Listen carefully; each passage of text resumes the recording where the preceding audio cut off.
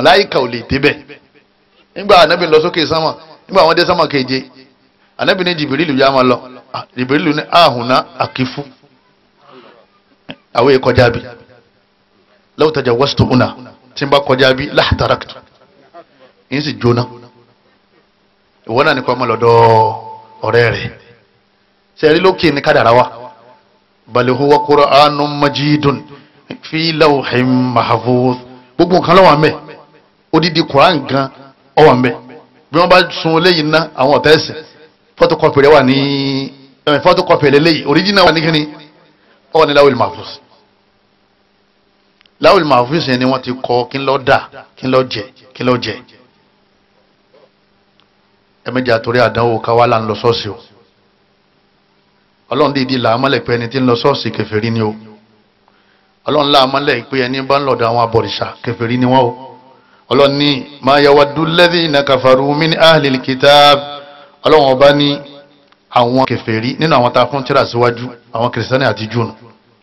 walal mushrikin ọlọ́run ní àti àwọn abọ́gibọ̀pẹ̀ mushriki an yunazila alaykum min khairin min rabbikum ìwù wọn àwọn méjèèjì yìí kí ẹ mọ́ mùsùlùmù délé oore tó ga jù tọ́lọ̀ máa ń fún yàn ó náà ní islam ọlọ́run wa ní an yunazila alaykum min khairin min rabbikum oore tí ń bọ̀ látọ̀dọ̀ ọlọ́run ọba yín yóò máa wù wọ́n kó oore náà kọ́ mọ́ tẹ̀yìn lọ́wọ́ àwọn wo àwọn mélòó lọ́ọ̀ dákọ̀ àwọn tá a fún tẹ́lá síwájú àtàwọn abọ́gi bọ̀yọ̀ ìpẹ́ àwọn ẹlẹ́bọ àwọn olóòṣà níta ń gbọ́ yín nínú àyà yìí náà ni pé àwọn méjèèjì yìí náà là á sábà máa ń sá lọ́dọ̀ wọn ẹ wá ní mùsùlùmí ní sọ̀rọ̀ lẹ́nu ayédàkọ́ lọ́dọ̀ àwọn pásítọ̀ àbí kọ́ lọ́dọ̀ àwọn bàbá oníkíní àwọn bàbá oní ìṣègùn ìbọ̀rìṣà níbo ló ti kú ó kú nínú Islam inú tàwọn ọmọ wa dùn wípé waddu law takfuruna kama kafaru fatakununa sawa ọlọ́run bá ní yóò wù wọ́n ó yẹ kẹ́ẹ̀dì kèfèrí báwọn náà ṣe di kèfèrí kẹ́ẹ̀lẹ́ bá àdàbà kan náà tẹ́wọ́n ti jọ àdàbà kan náà sí inú wọn máa wá dùn ọlọ́run níjàjọ́ yẹn wọn níta ń gbé yẹ̀wò níjòkó yìí òun náà ní àrídàtú wa asbabuha kéèyàn ó kú nínú Islam àtàwọn okùnfà téèyàn fi máa ń kú nínú Islam inna dina inda Allahi al-Islam ọlọ́run ní Islam lẹ̀sìn òun ẹni máa ti wá kú nínú Islam ó ti kú lọ́dọ̀ ọlọ́run ó ti bọ́ sínú nǹkan mi àwọn tá a wí ní máa ń yẹ lómi lẹ́nu pé àwọn tí wọ́n ń pàtẹ́wọ́ àwọn náà ń sin lọ́ọ̀ ni wọn ò sin lọ́hùn o wọn ò sí kíni wọn ò sin lọ́ wọn ò sin lọ́ àwọn tá ń pàtẹ́wọ́ ò sin lọ́ wọn ò sin lọ́ wọ́n ń sin èṣù ni èṣù ni wọ́n ọlọ́wọ́n bá Allah subhanahu wa ta'ala wọ́n ní alam ahadi ilaykum ya bani adam ọlọ́wọ́n bá ní ẹ̀yàn mọ̀ nábì adam ẹ ti gbàdé wọn Allah ta'budu shaitan ipe ẹni sin èṣù innahu lakum aduwwun mubin torí pé ọ̀tá yín ni èṣù wà ní ibuduni èmi ni ẹ̀sìn ada siratun mustaqim Allahu akbar ọlọ́run ní sirata mustaqim ojú ọ̀nà tọ́tọ́ ní kẹ́sìn èmi ọlọ́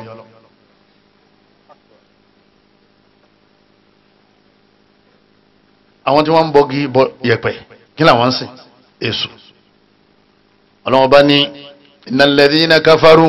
ọlọ́run láwọn kèfèrí min ahlil kitabi nínú àwọn tá a fún tírà síwájú wal mushrikin àtàwọn abọ́gi bọ̀pẹ̀ fi nari jahannama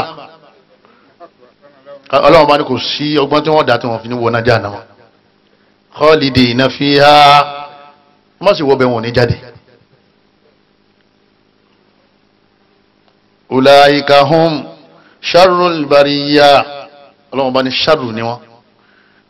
èèyàn burúkú ni wọ́n wọ́n ní sharr òun ni opposite khair ọlọ́run ní sharrul bariyya bariyya ni àwọn èèyàn ọlọ́run ní èèyàn burúkú ni wọ́n àwọn ọmọ yẹn ò gbọ́dọ̀ lọ chọ́ọ̀chì nílùú yìí o ṣe ẹgbọ́n tó lọ́wọ́ bá pè wọ́n ò gbọ́dọ̀ bọ́gì bọ̀pẹ̀ wọn ò sì gbọ́dọ̀ lọ chọ́ọ̀chì ilé tí wọ́n ti ń bọ òrìṣà àti ṣọ́ọ̀ṣì bákan náà ní méjèèjì lọ́dọ̀ ọlọ́run bá ní laqad kafara alladhina qalu inna Allaha huwal masih ọlọ́run láwọn tí wọ́n ní ọlọ́run ní masih ọlọ́run bá ní kèfèrí ni wọ́n ọlọ́run ti pè yàn kèfèrí ọmọ wa pè mùsùlùmí nígbà míì tàbá ní àwọn kìíní kèfèrí ni wọ́n ẹgbọ́ tẹ́lẹ̀ mi náà ní mùsùlùmí jọ́ máa sọ fún yín pé ẹ má gbèjà ọlọ́run ẹ má gbèjà ọlọ́run ṣé má gbèjà ọlọ́run ẹ lè gbèjà ọlọ́run ṣé kèfèrí ti yín níbi sí kèfèrí ọlọ́run ṣé ọ̀rẹ́ rẹ ni àwọn ní ṣé ọ̀rẹ́ ni yín ni bẹ́ẹ̀ yàn bá wá dọ̀rẹ́ bó ló ṣe máa dáàbò bò wọ́n ọlọ́run ní kèfèrí léèyàn kí làwọn náà ó pè kèfèrí náà lápè ó bá wá wọ ọlọ́run ó lè fi mànà kí lè tó sú o ó bá sì wọ ọlọ́run ó lè sọ wọnù kí lè tó sú ntí ẹ̀mí tiẹ̀ náà fi balẹ̀ a máa béèrè kọ́lọ́run yá wọn padà wọ́n náà máa béèrè lọ́dọ̀ ọlọ́run kọ́lọ́run kójú wọn náà kú lérí ẹ̀ ẹ dákun torí tọ́ ọlọ́run ọba agbára ọlọ́run ọba yìí ó kọjá gbogbo agbára ẹnìkan ò lè fọkànbalẹ̀ àgbà tí ń bá wà lìjánà báyìí bẹ́ẹ̀ bá ti wọnú àlìjánà kó sí fọkànbalẹ̀ abẹ́lẹ́ náà rẹ̀ ọlọ́mọṣẹ́ ṣàánú àgbọ̀rọ̀ ọlọ́mọ bàdá. ẹ wá rí ẹ̀sìn Islam yìí ẹ̀sìn tó yẹ kí gbogbo ayé ó ṣe ni kò sẹ́sìn méjì ọ̀kan náà gbogbo ayé ló yẹ kó ṣe kíni kó ṣe ọlọ́mọ bá ní wa ma arsalnaka illa kafatan linnas bashiran wa nadhira ọlọ́mọ bá ní ìran wà nábì káà tó wà ń bẹ wà nábì lọ́lọ́mọ bá wí ìran síbi kankan àfi kó jẹ́ pé mo rán fún sí gbogbo àgbáńláyé ma wá lè kìlọ̀ fún wọn pé lẹ́yìn ni wọ́n ṣe tán fi dọ̀mọ́ná ma lè kìlọ̀ fún wọn pé lẹ́yìn wọ́n ṣe tán fi wọ àlìjánná káfàtà linnas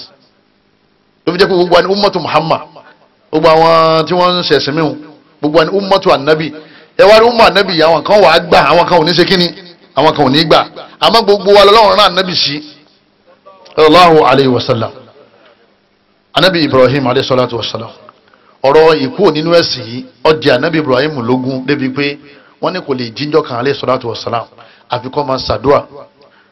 lónìí wajanabuni wa baniya an na'budal asnam wọ́lọ́n àtẹ̀mí àtàwọn ọmọ mi àtàrọmọdọ́mọ mi gbé wa jìnnà sí al-asnam ká máa bọ ère ká máa sin tọ́lọ̀ ń sekínì tọ́lọ̀ ń dá anabi Ibrahim inú àwọn anabi ọlọ́run tọ́lọ̀ ń fẹ́ràn jù ní Khalilulahi tọ́jọ́ rẹ̀ ọlọ́run tí wọ́n ń sọ fọ́lọ́n pé wajinubuni wa baniya àtẹ̀mí àtàwọn ọmọ mi gbé wa jìnnà sí ìbọ̀rìṣà Islam ló já máa ṣe kíni ló já máa ṣe ọ máa ṣàdúrà ní o lóòótọ́ àtọmọ àmọ́ àfàdúrà kún nítorí pé ọmọ ọdún méjì tọ́ba lòun ò sí tó ní kóun ò sí kò sí tó ṣe ọwọ́ kà máa larí mọ́lẹ̀ náà tí mo fẹ́ ṣe ní ẹ̀sìn bàbá mi ní ọ fàdúrà kún o Ànábì Ibrahim kí ló ń ṣe ìjàmá ń ṣàdúrà ọlọ́ni Ànábì Ibrahim sọ bẹ́ẹ̀ òun sì gbà bẹ́ẹ̀ fún kọ́lọ́mọ́sá ìgbà tí wọ́n náà Ànábì ni walladhi nafsu Muhammadin biyadihi la yasma'u bi ahadin min hadhihi al-ummah Ànábì ni mo fi ẹni tẹ́mi mi ń bẹ lọ́wọ́ rẹ̀ búra ọlọ́run ẹnìkan ò ní gbọ́ ahadun min hadhihi al-ummah nínú àwọn umma yìí ẹnìkan ò ní gbọ́rọ̀ mi yahudi bóyá yahudi ni wala nasrani àbí kìrìsìtẹ́nì ni thumma yamutu ó wá padà wá kú ó sì gbọ́ ní tí mo mú wá walam yu'min billadhi ursiltu bihi nítorí àwọn fẹ́ràn mi kọ̀ wá nígbàgbọ́ nú ẹ̀ ó nílò al-Qur'an illa kana min ashabin nar àfikọ́ dọ́mọ náà lọ́rùn àdìsí yìí di oyé wáyé pé gbogbo ẹlẹ́sìn míì tó bá kú nígbà tí Islam ti dé kí ni wọ́n máa ṣe wọ́n máa ṣe Islam nígbà Ànábì Musa ń bẹ láyé àbí wọ́n tẹ̀lé Musa nígbà Musa kú Isa dé gbogbo àwọn tó ń bẹ láyé ta ni wọ́n tẹ̀lé Ànábì Isa nígbà Ànábì Isa wá jáde ẹ̀tọ́ jáde lọ sí sámà tó lóun ti kú òun wà ní sámà láàyè lódìdí Ànábì Isa ń bẹ sámà bal rafa'ahu Allahu ilayhi ọlọ́run agbéga agbé lọ sámà nígbà Ànábì Isa náà ò ṣe lérí lẹ̀ mọ́ Ànábì wo ni wọ́n tẹ́rán wá Ànábì wa Muhammad sallallahu alaihi wasallam wọ́n tí wọ́n ń tẹ̀lé Ànábì Isa tálẹ̀ ẹ̀kẹ́ wọn tẹ̀lé Ànábì Muhammad ẹ̀kẹ́ wọn tẹ̀lé kí ló wá dé tí wọ́n tẹ̀lé Ànábì kí ló ta fi pín àwọn rò pé ọ̀dọ̀ àwọn Bani Israila ni òjíṣẹ́ ìgbẹ̀yìn ó ti dìde tọ́lá Ànábì Isa sọ fún wọn pé ya'ti min ba'dihi ismuhu Ahmadu ń bọ̀ wọ́n ti mà ọ wà ní òwe wọn bẹ́ẹ̀ nígbà Ahmadu wá dé àwọn rò pé Ahmadu yẹn jáde ní ara wọn. Ahmadu wá dé lọ́dọ̀ àwọn Lárúbáwá ibi wọ́n ti ní ọ̀dà àní tẹ̀lé ibi wọ́n ti dá ìsìn kiri yóò lẹ́nu. Ànábì fi wọ́n sọ pé àti Yahudi àti Nasara tó bá gbọ́ Al-Qur'ani tí mo mú wáyé tí ó bá gbà yóò sì dọ́mọ aná tó bá ṣe kíni. Eléyìí náà ni ó yé wa pé kò sẹ́sìn Yahudi kò sẹ́sìn Nasara ẹ̀sìn olówó lérí ilẹ̀ tá a máa tẹ̀lé ẹ̀sìn Islam. Ẹ má jẹ́ àwọn abáwọn sọmọ o wípé bákan náà Ọlọ́run kan náà là ń sìn wọ́n ní ọ̀tọ̀ bá a ti ń sìn ló ṣe kíni ọ̀rọ̀ burúkú ni kí ẹ máa sọ bẹ́ẹ̀ Ọlọ́run ọ̀fẹ́ bí Ọlọ́run kan náà ni gbogbo wa jọ ń sìn àbí àmọ́ bá a ṣe ń sìn ló ṣe kíni ọ̀rọ̀ kèfèrí. rídàtà wá wí yìí ẹ̀yọ́ màyá mi kéèyàn ó kó nínú ẹ̀sìn nígbà míì máa ń kó pẹ̀lú ọ̀rọ̀ lásán yẹn sọ wọ́n sì kọ́ ọkọ yẹn lẹ́nu Islam ọlọ́mọṣà sọ níbẹ̀ nígbà míì sì ní iṣẹ́ ni téèyàn ó ṣe wọ́n sì kọ́ ọkọ yẹn lẹ́nu Islam wọ́n ní tí èèyàn bá lè fèrè ìkànlẹ̀ fún kíní kankan nínú tọ́lọ́ndá wọ́n ti kọ́ tó sì nígbàgbọ́ pé kíní yẹn Ọlọ́run ọba tòun ni wọ́n ní wọ́n ti ṣe kíní wọ́n ti kọ́ ọkọ rẹ̀ nínú Islam lẹ́yìn náà rúkú kéèyàn rúkú fún yàn Ọlọ́run ló ní ló fi ní ká máa fi gbóhùn tóbi níta bá fi ń gbọ́ Ọlọ́run tóbi àgbọ̀dọ̀ fi gbé ẹlòmíì tóbi wọ́n ti kó kọrẹ̀ rẹ̀ nínú Islam ó lè máa kírun o lórí eréṣì méjì àwọn tó kó nínú Islam la ní àwọn míì kó nínú Islam wọ́n lè jọyìn àwọn kiriyó àwọn míì lọ lè jọyìn àwọn abọ́gibọ̀pẹ̀ àwọn míì wà mọ́sálásí àjọ ń kírun tí wọ́n mọ̀ wọ́n mọ̀ fáwọn ti kó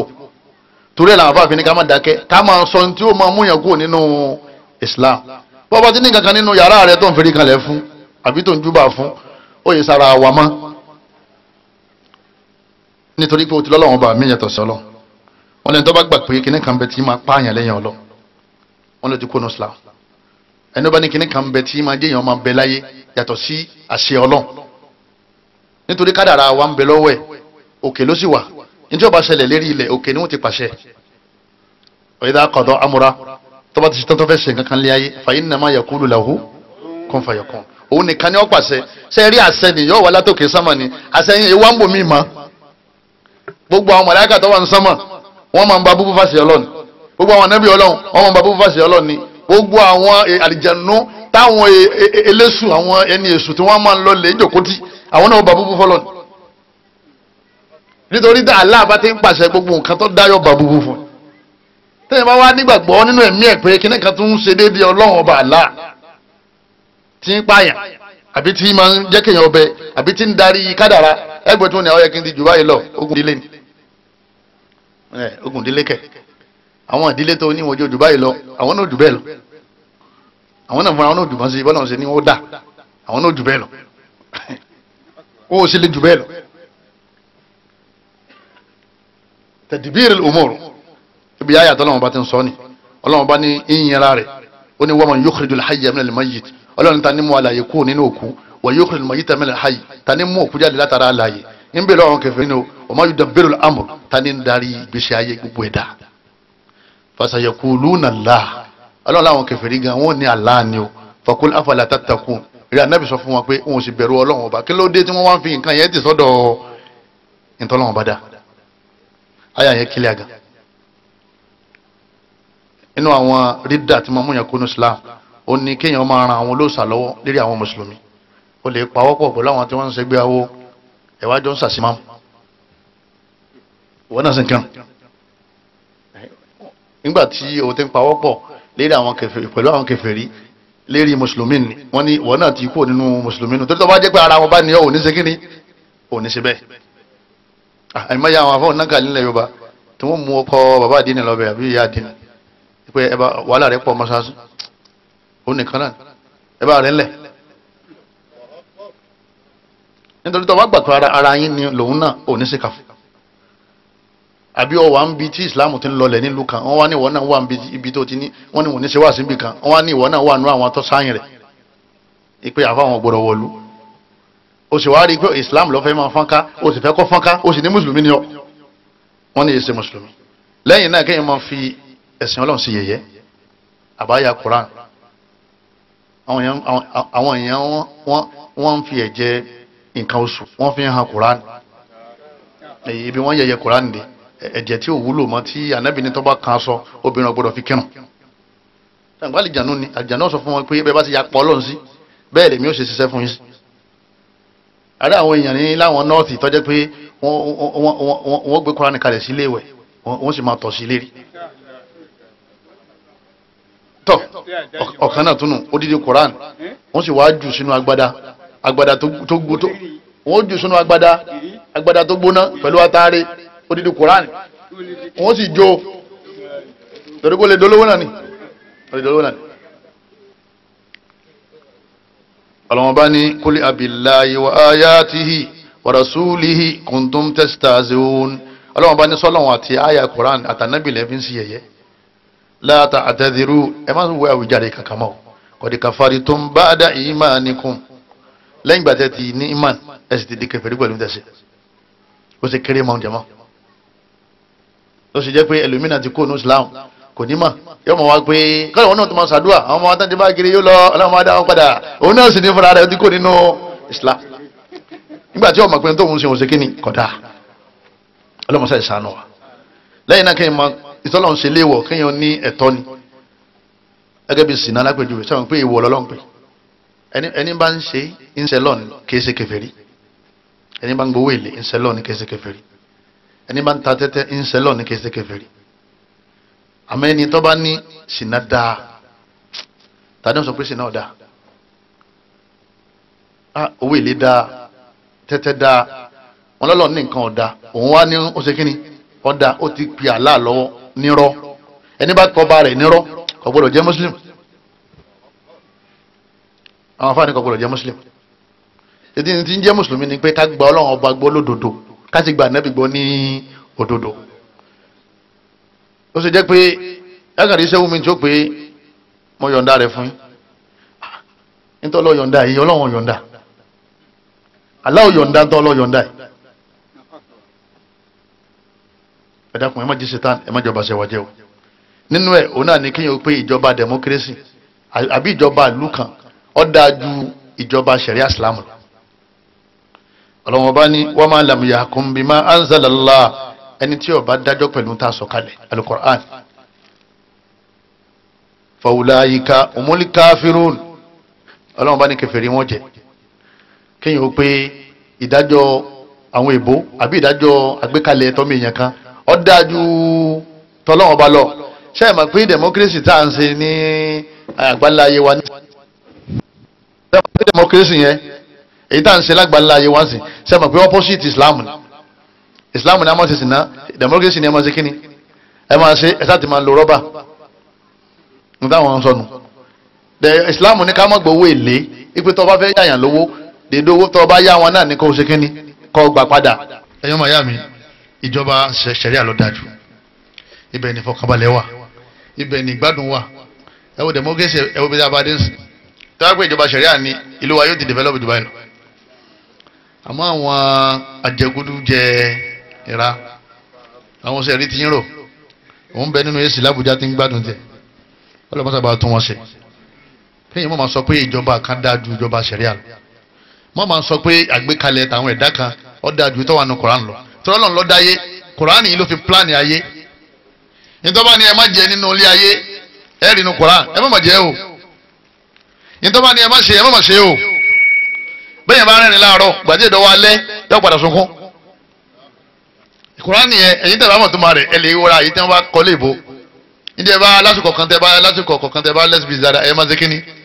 kẹ́ ẹ máa ka kí ni Ọlọ́run bá ń sọ wọ́n ní tẹ bá fẹ́ máa bọ́ Ọlọ́run bá sọ̀rọ̀ ẹ máa ṣàdúà tẹ bá fẹ́ kọ́ Ọlọ́run bá yín sọ̀rọ̀ ẹ máa ka Koran ọkàn wo pé mo fẹ́ kọ́ Ọlọ́run bá mi sọ̀rọ̀ kí ni wọ́n ní kọ́ máa ka Al-Qur'an wọ́n fẹ́ bá sọ̀rọ̀ kí ló máa ṣe ọ máa ṣàdúà nínú àwọn tí máa ń sọ̀yàn di tí máa mú yàn kú nínú Islam ó ní as-sihr òun náà ní kéèyàn máa wá agbára tí ó fi kọ̀ntró kádàrá rẹ̀ àbí kádàrá ẹlòmíì sẹ́mu pé ní tí ń wá agbára òkùnkùn káàkiri ó fẹ́ yí nǹkan kan padà ní ó fẹ́ kí àìtà kọ́mọdé ẹni tí ń ṣe kíni ẹni tí ń tà àìní kọ́mọdé ẹni tí ó ṣe kíni tí ó ní ìbànújẹ́ rẹ̀ wọ́n fẹ́ sọ di ìdùnnú torí ẹ̀ ní fi ń jágbó káàkiri wọ́n ti kọ́ lókè àbí wọ́n ti kọ́ kádàrá lókè òun wá ń jẹ́ gbòó káàkiri lérí ilẹ̀ wọ́n fẹ́ yí tí wọ́n ń ṣe kíni tí wọ́n kọ́ lókè wọ́n fẹ́ yí padà ṣe pé yóò ṣe wàhálà gan wàhálà yìí náà yóò wá ṣe fa títí èyí tá a kọ́ lókè ní ọ̀padà ṣe kíni ní ọ̀padà wá ṣe lọ́lọ́run fi sọ fún wa pé la haula illa billah ẹ̀dẹ́kun ìtumọ̀ rẹ̀ kò sí tí ó yí padà alhaul ó ní yí padà kò sí tí ó yí padà wala quwwata kò sí tágbára kan tó lè yí nǹkan padà illa billah àfikọ́lọ́wọ́n ó ṣetán látòkè tóun ọba ti wá ṣetán gbogbo ntọ́ bá fẹ́ fi yí padà pátá ọ wà ṣeéṣe fá kò ní yí padà bọ́lọ́wọ́n bá ti wá ṣetán tó fẹ́ yí padà yọ wá yí padà tọ́ba wá ṣàṣùkò ntọ́lọ́wọ́n fẹ́ yí padà rẹ àsìkò yẹn lọ́wọ́ lọ lè ṣáájú ó ti yé wọ́n wàá rò pé n tó ṣe ló ṣe kí ni òun ló yí padà òun sì kọ́ tẹ́lá láti sọ pé wà má tàṣà òun náà ọlọ́run ní ní fẹ́ nǹkan kan pé ẹ fẹ́ kó ṣẹlẹ̀ illa an yasha Allah àfikọ́ jẹ́ pé ọlọ́run ọba ní ọ̀kọ̀ọ̀kọ̀ fẹ́ fífẹ́ tiẹ̀ ní máa ń sáwádìí gbogbo fífẹ́ tí ọba sì ti fẹ́ ó ti yé gbogbo fífẹ́ kò ní padà já sí bẹ́ẹ̀ ṣe kí ni bẹ́ẹ̀ ṣe fẹ́ ẹni wọ́n pè ní mánì ọwọ́ ní la hawla yí padà wala quwwata àdágbára tí ó mú yí padà illa billah àfikọ́ jẹ́ pé tọ́lọ́ nìkan ni ó máa jẹ́ ìbànú lẹ́yìn di muslim ọlọ́run òbí ṣeré o ewé tí ń bẹ lọ́ọ̀kan ni bó ṣe dá tó ní ọlọ́run lọ́ọ́ dànkẹ́ téèyàn bá lọ lè já méje ni mọ́kànlá ni mẹ́rìndínlógún ni téèyàn sì lọ́ọ́ lóbúlóbú tó fi ń sín gbẹ́rẹ́ ìwé ní wàlìjẹ́ náà o tó ọlọ́run ti sọ pé wallahu khairu hafidha ọlọ́run lémi nìyí máa ń sọ̀yàn ọwọ́ khairu wallahu khairu hafidha ọwọ́ kìíní wallahu khairu hafidha ọwọ́ arhamur rahimin ọlọ́run lémi nìyí máa ń sọ̀yàn ìtọ́lọ́wọ́n bá ń ṣe tabatun ní ewé wọn ṣe ọlọ́wọ́n máa bínú ìpèsè ewé tí ń rẹ̀ pẹ̀lú àṣẹ mi ọlọ́ ewé lọ́wọ́ dì mọ́ ọwọ́ fèmí tí mo dé ewé lẹ̀ bọ́lọ̀ ń ṣe bínú jù bá lọ èyí tó bá ní ká fi ṣe àgbo jẹ́jẹ́ àtàgbo ibà èyí tó bá jẹ́ àtán àǹkó àrùn nìyẹn fẹ́ mú lọ ó tún wá gbà pé fàyídà àmọ̀rítú tó bá rẹ̀ mí fàwúwá yẹsfíìnì ànábì Ibrahim ní ọlọ́run ní máa ń fún mi lálàáfíà àmọ́ ọlọ́run ní ká má lo àwọn egbòogi fún àárẹ̀ oyin oyé ọlọ́run ní fi ìṣìfà ulil nas ọlọ́run ní ìwòsàn bẹ́ẹ̀ ẹ máa mú ànábì náà fẹ́ nìkan kó lè mú gbàtẹ́ náà rún inú sì lọ. a rí ẹ̀rí fún àwọn medicine àwọn egbòogi fún àrùn ara àmọ́ a rí ẹ̀rí nínú Quran fún oyé àwọn egbòogi tá a fẹ́ fi yí kádàrá ó sì padà sí ká máa lówó ìtọ́lọ́ sọlí yẹn ni pé fábítẹ̀gù indalahi ariska tẹ́ ẹ̀ bá ń wá rísìkì ẹ̀ wà lọ́dọ̀ ọlọ́run tábà ní ká wà lọ́dọ̀ ọlọ́run kí láṣẹ yẹn ọlọ́run ní ká ṣàdúrà ọlọ́run ní wọ́n inna Allahu wa razaq sólùkù wọ́tìlì màtí èmi ọlọ́run ọba lọ́ba tí sọ̀yàn dá lárísìkì owó kan tọ́lọ́run ọba bá ń jẹ́ tani máa ń jẹ́ tani tó máa ń jẹ́ tani lè jókòó ọlọ́run ọba tí ń jẹ́ mí tẹ́bá ní razaki o àwọn àbá ní kọ̀dá o aláàní ń jẹ́ bẹ́ẹ̀ o Abdulrazak lọkọrẹ tí o Abdulrazak Latifu no Abdulatif owó kọ tọ́lọ́wọ́n bá ti ń jẹ́ kò sẹ́nìkan tó lè ṣe ń tọ́lọ́wọ́n máa ń ṣe tẹ́ fi ń jókòó yẹ ló fi jẹ́ pé bọ́ bá ti kú nínú Islam inú Islam bẹ̀ ló ti máa sin lọ́hùn nínú ẹ̀ náà lọ́ọ́ máa ti wá àbáyọ fún ṣòro ayé rẹ̀ tó bá ṣe kíni tó bá ní ibi tá à ń lọ gan ó ní ma kírun mọ́sálásí kọ́ ma wá ìgbàlà lọ sọ́ọ̀sì tó bá ti lọ sọ́ọ̀sì ó ti kó nu mùsùlùmí ó ti kó mbẹ́ nítorí pé ọlọ́ọ̀ni ìyá kan àbúdù èmi nìkan náà ní ká ẹ máa sìn èyí ti yanjú àbí wá ìyá ká nasta'in tẹ́ ẹ bá sì ní sọ̀rọ̀ ẹ pè mí lẹ́ni tí ó ràn yín lọ́wọ́ kí n ràn yín lọ́wọ́ eléyìí náà máa mú yàn kó nu Islam ọlọ́ọ̀ni wa ma káfárá Suleiman ọlọ́ọ̀ni láti nábì Suleiman kì í ṣe kèfèrí walakinna shayatina kafaru àwọn àlìjánu àwọn ní kèfèrí yu'allimuna an-nasa sihra àwọn ni wọ́n kọ́ àwọn èèyàn ní síírù àwọn tẹ́gbẹ̀ síírù ní oògùn tàbí yí kádàrá padà ń bẹ o ẹ má pé òsì o wọ́n máa ṣe síírù síyàn lójú tí ò ní rí nàmà síírù oní ọ̀fọ̀ wà síírù oní ẹbú wà tí wọ́n fẹ́ tó bá ti kó sí ọ lójú òsì ní rí nàmà síírù ẹni kọ́ mọ́ gbọ́rọ̀ wà tó bá ti fẹ́ síyàn létí yàn ní gbọ́rọ̀ sírù mọ́ bí máa wà kódà sírù mọ́ bá yàwó láṣepọ̀ wà bọ́ọ̀ bá ti ń dọ́dọ̀ rẹ̀ lára rẹ̀ ọmọ sí kíni ní ó sì máa rọ̀ ọ wà lọ́dọ̀ àwọn afáwọn wà fún láwọn ayá rúkìá kan wọ́n bá ti ka ara yẹn sọ̀tún yá padà àdìjànú burúkú ni wọ́n dá àyàn lérí rú téèyàn jáde téèyàn máa rìn káàkiri tí wọ́n máa jẹ gbó tí wọ́n máa kán sódò ọlọ́mọṣà sọ níbẹ̀ ọlọ́run láwọn àlìjànú àwọn ni kèfèrí torí pé àwọn ni wọ́n ń kọ́ àwọn èèyàn ní síírù àjẹpẹ́ ní tí wọ́n ṣe síírù kò lè jẹ́ mùsùlùmí gbogbo àwọn síírù tá a ti ṣe nígbà tá a ti dákẹ́ ni tá a bá ti tú báǹsì oyè ọlọ́run ó pa gbogbo rẹ̀ níbi tí àánú ọlọ́run tó pọ̀ dé téèyàn bá ṣe síírù kó ṣe wọ́n máa ládùbà wọ́n máa ní Ògbómọ̀ṣọ́ wọ́n máa ní gbogbo oko Ìlọrin tí wọ́n ṣe síírù káàkiri tó bá ti lóun ò ṣe mọ́ gbogbo ètò ti ṣe sẹ́yìn ọmọ ntaaba taaba Allahu alayhi bẹ́ẹ̀ ma ti tuba ọlọ́wọ́n sì pa gbogbo ẹ̀rẹ́ fún gbogbo ìta ti ṣe sẹ́yìn abẹ́nìkan bẹ́ẹ̀ mi tó lóun ò ṣe rí nílẹ̀ Yorùbá bàbá tu ọwọ́ kálukú.